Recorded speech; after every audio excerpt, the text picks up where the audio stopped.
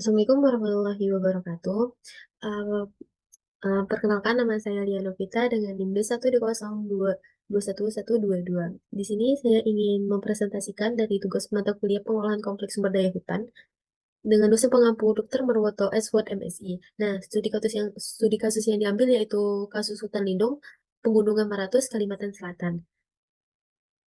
Baik, untuk latar belakangnya sendiri, hutan lindung Pegunungan Maratus membela Provinsi Kalimantan Selatan yang membentang sepanjang kurang lebih 6.000 kilometer hingga perbatasan Kalimantan Timur. Pegunungan ini menjadi bagian dari 8 kabupaten di Provinsi Kalimantan Selatan, yaitu Hulu Sungai Tengah atau HCT, Hulu Sungai Utara HSU, Hulu Sungai Selatan HSS, Tabalong Kota Baru, Tanah Laut, Banjar, dan Tapin.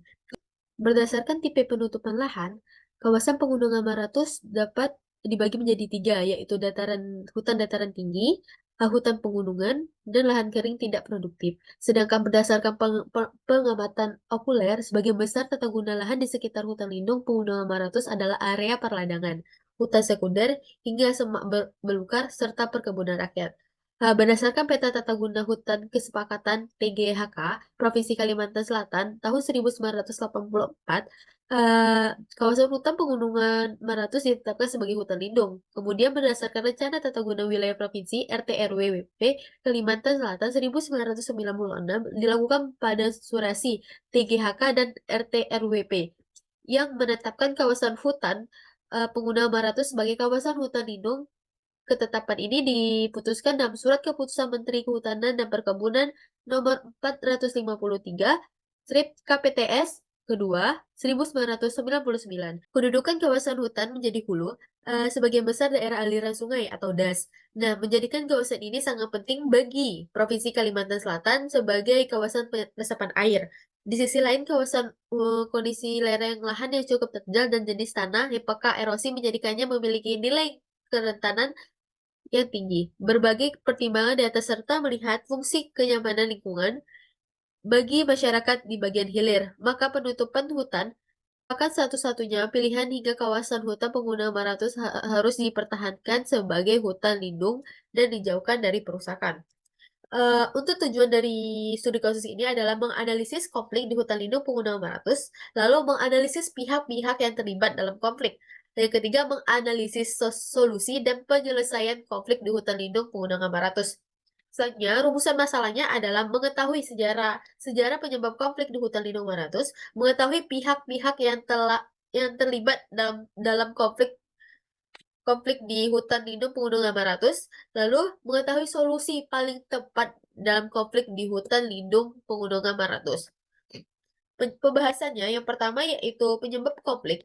Pada tanggal 10 Februari 1928, kebijakan ini menetapkan kawasan hutan Maratus sepanjang Kota Baru hingga Pasar sebagai kawasan hutan lindung yang tidak boleh digunakan untuk kepentingan lain apapun.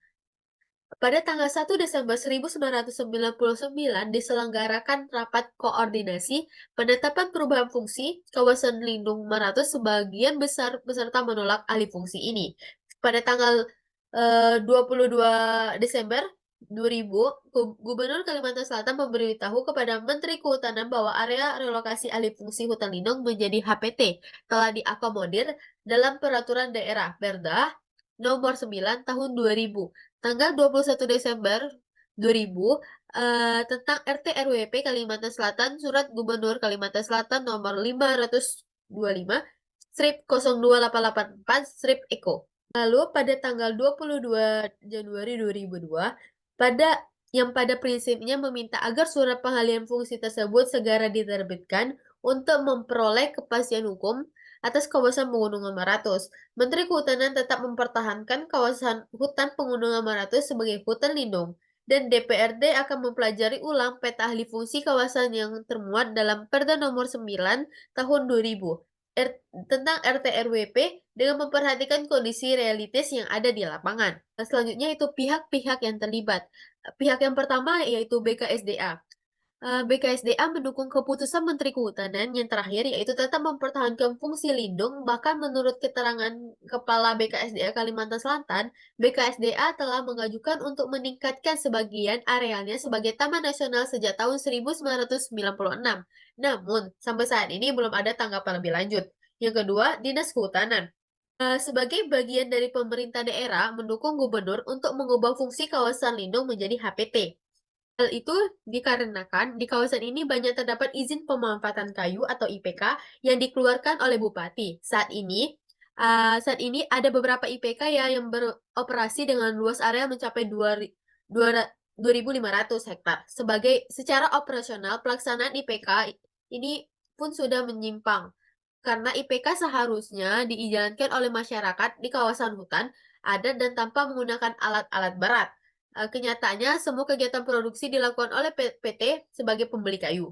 Yang ketiga yaitu masyarakat sendiri. Sebagai masyarakat setuju dengan rencana alih fungsi ini dan sebagian lagi menolak.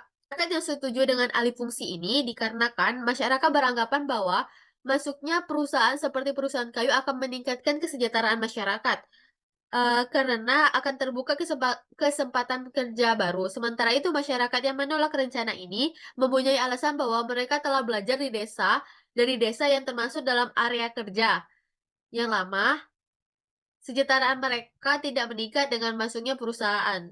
Keempat, yaitu Direktur Eksekutif LPMA dan Ketua Koordinator Aliansi Advokasi 500. Mereka menolak rencana alih fungsi ini karena mereka mengkhawatirkan akan menyebabkan bencana alam, mengingat kondisi kawasan hutan yang rawan bencana apabila tidak dilindungi. Selain itu, kehadiran perusahaan di kawasan tersebut akan membuka akses di kawasan lindung dan dikhawatirkan akan mengancam kelestarian kawasan hutan lindung. Upaya penyelesaian konflik yang pertama yaitu melakukan rapat-rapat koordinasi yang dihadiri oleh berbagai instansi pemerintah yang terkait, pihak perusahaan, LSM, dan media massa. Yang kedua yaitu pembentukan tim terpadu yang dikoordinasi oleh BKSDA untuk mengkaji kelayakan alih fungsi kawasan ini. Semua pihak mempunyai niat baik untuk penyelesaian konflik ini dan meninggalkan kepentingan kelompoknya untuk kepentingan bersama, kemudian mencari solusi melalui kompromi yang akan menguntungkan semua pihak, tidak hanya untuk jangka pendek saja, tetapi untuk masa depan. Jadi, kesimpulan dari studi kasus ini adalah Pegunungan Merapi sebaiknya dipertahankan fungsinya sebagai hutan lindung. Sebagian besar kawasan ini memenuhi kriteria kelerengan sebagai hutan lindung, kelerengan 40%. Selain itu, kawasan ini merupakan wilayah hulu daerah aliran Sungai Das yang akan terganggu fungsi hidrologisnya apabila terjadi alih fungsi. Kemudian, dari segi sosial, dikhawatirkan akan menyebabkan konflik baru antara masyarakat dan pemegang hak pengelola hutan produksi tersebut. Baik, hanya itu yang bisa saya sampaikan. Maaf bila ada salah kata, saya akhiri. Wabillahi taufiq wal hidayah. Wassalamualaikum warahmatullahi wabarakatuh.